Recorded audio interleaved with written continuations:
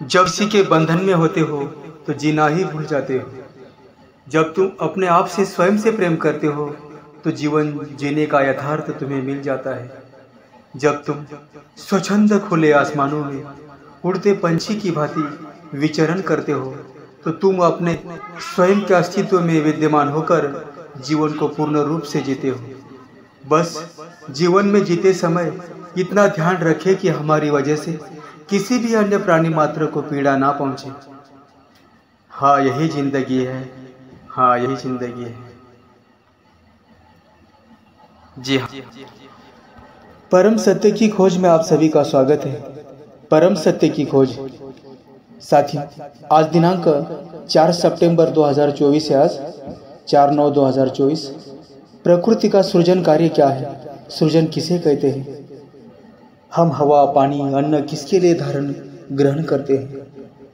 ताकि हमारे देह की चेतना ऊर्जा निरंतर जागृत रहे। इसीलिए हर प्राणी मात्र, पेड़ पौधे, पशु पक्षी, मनुष्य, प्राणी, जीव जंतु सभी हवा, पानी, अन्न को ग्रहण करते हैं। किसने बनाया है यह घोर पापी संसार? हम कहते हैं कि यह संसार स्वयं निर्मित है, यह प्रकृति निर्मित है, या इसे किसी ईश्वर ने निर्माण किया है। ऐसी हमारी धारणा सदियों से बनी हुई है। सभी जीव प्राणी मात्र का पेड़ पौधे के भांति सृजन क्रिया को यदि बनाता तो क्या हो जाता, लेकिन पता नहीं उसके मन में क्या सोचकर संसार की रचना की। कितना घिनौना कार्य है यह, जिसे यह मायावी संसार के चतुर खलगामी हर जीव प्राणी मात्र, पशु पक्षी, मनुष्य, प्राणी सृजन की क्रिया कहते हैं। कौन है इसका रचयिता, निर्माण करता? कितना पापी अधम मायावी संसार का निर्माण किया। इस संसार को गलत नहीं कह सकते। इसके मूल दोषी पापी हम स्वयं ही है।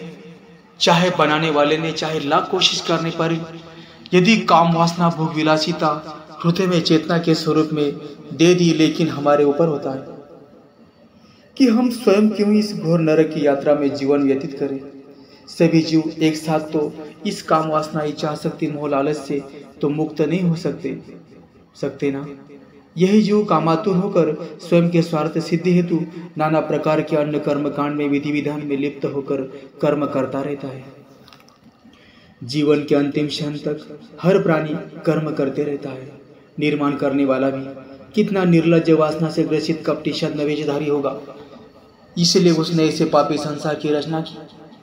एक और वासना, इच्छा, आसक्ति, मोह, लालच को निर्माण किया और दूसरी ओर पेड़ पौधे का निर्माण किया, ताकि कोई भी प्राणी इसी उलझन में रममान आसक्त होकर जीवन जिए। एक और खुशबू बनाई, सुगंध बनाया, खेत खलियान, हरियाली, ऊंचे पहाड़, सुंदर पशु पक्षी, जीव जंतु, प्राणी मात्र बनाए।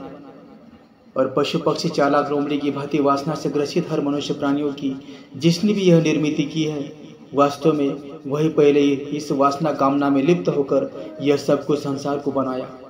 यहाँ इस संसार में ऐसा कोई भी जीव प्राणी नहीं है जो कि कुछ पल के लिए वो कामना, वासना, मोह, लालच से ग्रसित ना हुआ हो। हर प्राणी की एक समय ऐसी अवस्था जरूर होती है, कोई किसी के नामों का सहारा लेकर स्वयं को इन्हीं सभी कामना, वासना, इच्छा, आसक्ति, मोह, लालच को छुपाने का प्रयास करता है। जो करते समय रहते ही इस गूढ़ रहस्य को जान लेते हैं, वो प्राणी इसी क्षणिक सुख के पीछे नहीं भागते। उन्हें पता चल गया होता है यह संसार तो बिल्कुल मायावी छद्मवेशधारी है। सच में इस संसार को स्वप्न की भांति समझकर भूल जाना ही उचित है, नहीं तो यह संसार बहुत ही विचित्र माया, मोह, लालच, कामना, वासना में घिर लेता है। अरे यही देह बनाना ही था तो इसमें मन रूपी बुद्धि, विवेक, चित्त, चेतना, हृदय को क्यों बनाया? यही सभी कामना, वासना, इच्छा, आसक्ति, मोह, लालच की जड़ है।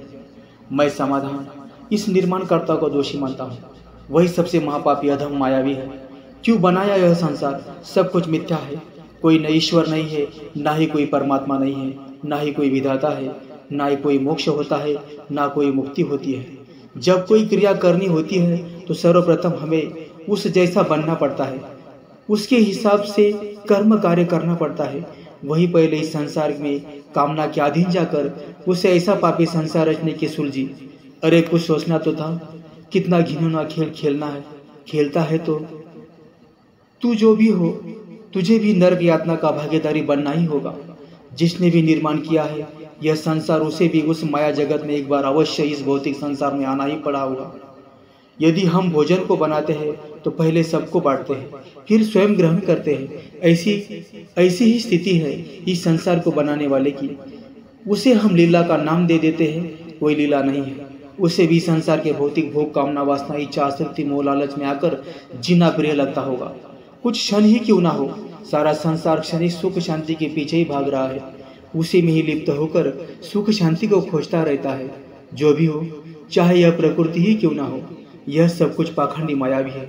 आज मैं समाधान इसे पूछना चाहता हूँ कि संसार की निर्मिति आगे बढ़ाने के लिए तुझे यही पापी अधम एक दूसरे नर और मादा शरीर के प्रति आकर्षण को निर्माण करना था क्या?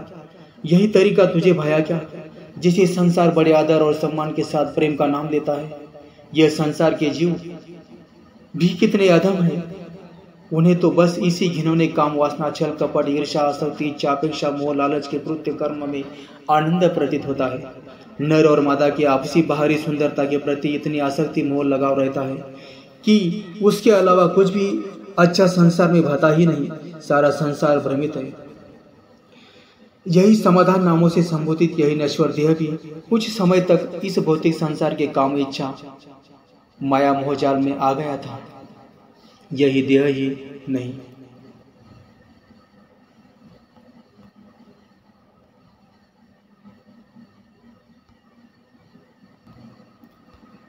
मैं दावे के साथ कहता हूं कि संसार में कोई भी प्राणी ऐसा नहीं है कि जो एक समय पल के लिए कामना, इच्छा, अपेक्षा में नहीं आया हो। कई प्राणी जीवन भर इसी में लिप्त होकर रह जाते हैं और नए नए जीवन के रंग को अपनाते हुए जीवन जीने का प्रयास करते रहते हैं। नर और मादा आपस में एक दूसरे के साथ रहते हैं, एक दूसरे के बारे में निरंतर सोचते रहते हैं। जैसे ही यह मनुष्य शरीर युवावस्था में पहुंच जाता है, वैसे ही यही देह एक अपने आप को ही महान बुद्धिमान समझने लगता है। संसार की निर्मिति को आगे बढ़ाने के लिए नाना प्रकार की पढ़ाई करना, कुछ डिग्रियां हासिल करना, बड़े पद, प्रतिष्ठा, धन, संपदा, अधिकार, मान सम्मान को प्राप्त करना, यह सब कुछ झमेला किस लिए करता है ये अधम प्राणी? ताकि एक दूसरे के प्रति लगाव, आसक्ति, मोह बना रहे। नर और मादा, स्त्री और पुरुष एक दूसरे के प्रति आकर्षित होकर आपस में विवाह करते हैं। फिर उनकी खोज शुरू हो जाती है कि हमें जीवन में क्या कमाना है। कितना बड़ा घर, गाड़ी, बंगला, जमीन, जायदाद, धन, संपदा, अधिकार, मान सम्मान, पद, प्रतिष्ठा, स्वयं के बच्चे, इन्हीं सब के खातिर दिन रात मेहनत करता रहता है। क्योंकि झूठी मान सम्मान, माया, मोह, कामना, वासना, इच्छा, आसक्ति में लिप्त हो गया है। वो इस कारण उसे कुछ भी सुलझता ही नहीं है। उस प्राणी को इसी में ज्यादा रस प्रतीत होता है। सारा संसार क्षणिक सुखों के पीछे ही भ्रमित होकर भाग रहा है। उसे संसार के भोगों के कामना के अलावा कुछ भी नजर ही नहीं आता।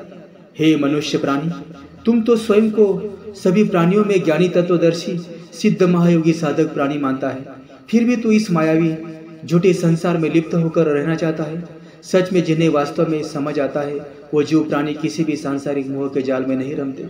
वो तुरंत इस माया मोह के चक्र से मुक्त हो जाते हैं। उन्हें पता चलता है कि जिसने भी यह संसार रचा है, वो खुद नहीं समझ पा रहा है कि यह क्या हो रहा है। मैंने एक ऐसा खेल रचा है। जो भी साधक प्राणी स्वयं को पहचान लेते हैं, फिर वो ना मुक्ति मोक्ष की झूठी चाह के अधीन होकर किसी के नामों का पद, प्रतिष्ठा, धन, संपदा, अधिकार, मान सम्मान का सहारा लेकर जीवन भर किसी के सामने नहीं गिड़गिड़ाते। जो भी प्राणी साधक होकर भी स्वयं को नहीं समझ पाते, बस झूठी मुक्ति मोक्ष परमात्मा प्राप्ति की चाह में निरंतर भ्रमित ही रहते हैं। उन्हें यही भ्रम रहता है कि यह जीवन मिला है तो इससे अवश्य कोई होगा तो जो मुक्ति मोक्ष की प्राप्ति कराएगा। कोई कहता है कि कड़ी साधना, तपस्या, ध्यान, जप, तप, व्रत, पूजा, पाठ, आराधना से प्रसन्न होकर कोई ईश्वर हमें स्वयं को इस भौतिक संसार के जन्म मरण के आवागमन के चक्र से मुक्त करेगा। इसी मोह माया के भ्रम में आकर वही प्राणी स्वयं को ही किसी अन्य नामों के सहारे जीवन को जीते हैं। किसी अन्य गुरु की खोज में निरंतर भ्रमित होकर भटकते ही रहते हैं, या स्वयं को ही गुरु मानकर जगत को, संसार को ज्ञान, अपने स्वयं के ज्ञान का उपदेश बांटते फिरते रहते हैं। उन्हें पता ही नहीं चलता कि ऐसी कोई भी चीज नहीं होती है जो कि किसी को मुक्ति मोक्ष प्राप्त कर सके। यह ना कोई ज्ञानी है, यह ना कोई अज्ञानी होता है, ना यह ना कोई मुक्ति मोक्ष परमात्मा आत्मा कहीं है ही नहीं। सब कुछ एक भ्रम है। मुक्ति मोक्ष क्या है? जब इस मायावी संसार के हर जीव मनुष्य प्राणी के भीतर की जो वासना, इच्छा, आसक्ति, कामना है, यही यदि मिट गई, नर और मादा, स्त्री और पुरुष दोनों के शरीर के प्रति आकर्षण यदि समाप्त हो गया, तब ना कोई जीव प्राणी की निर्मित उत्पत्ति होगी। तभी हम कह सकेंगे कि वास्तव में अब सभी जीव प्राणी मुक्ति मोक्ष को प्राप्त हो चुके। अन्यथा यदि इसी तरह हर जीव प्राणी, नर मादा, स्त्री पुरुष आपस में ही एक दूसरे के देह के प्रति आकर्षित रहेंगे, तभी तो यह संसार का आवागमन चलता ही रहेगा। इसी तरह का चक्र निरंतर चलता ही रहेगा। चाहे कोई कितना ही कठोर से कठोर साधना, तपस्या, व्रत, ध्यान, धारणा, मौन, भूखा प्यासा, सिर के बल ही दिन रात खड़ा होकर कोई साधना, किसी के नामों की माला ही क्यों ना जपता रहे, लेकिन सृजन का कार्य ऐसा ही चलता ही रहेगा। जो भी प्राणी किसी भी अन्य प्राणी का या अन्य किसी के नामों का सहारा लेकर संसार में झूठा प्रेम का दिखावा करता है, इसका अर्थ यही है कि अब तक वही प्राणी साधक हो या कोई साध्वी ही क्यों ना हो, वो अब तक इस माया मोह के चक्र से बाहर नहीं निकले हैं। जब एक महादिव्य परम ज्ञानी साधक को जब इस संसार के सारे रहस्य समझ में आ जाते हैं, वो किसी भी अन्य नामों का सहारा नहीं लेता, ना ही किसी की झूठी महिमा का अपनी वाणी द्वारा बखान करता रहता है। उसे पता हो गया होता है कि यहाँ कोई भी भगवान, ईश्वर, आत्मा, परमात्मा नहीं है, सब कुछ एक बाहरी माया का दिखावा भ्रम है।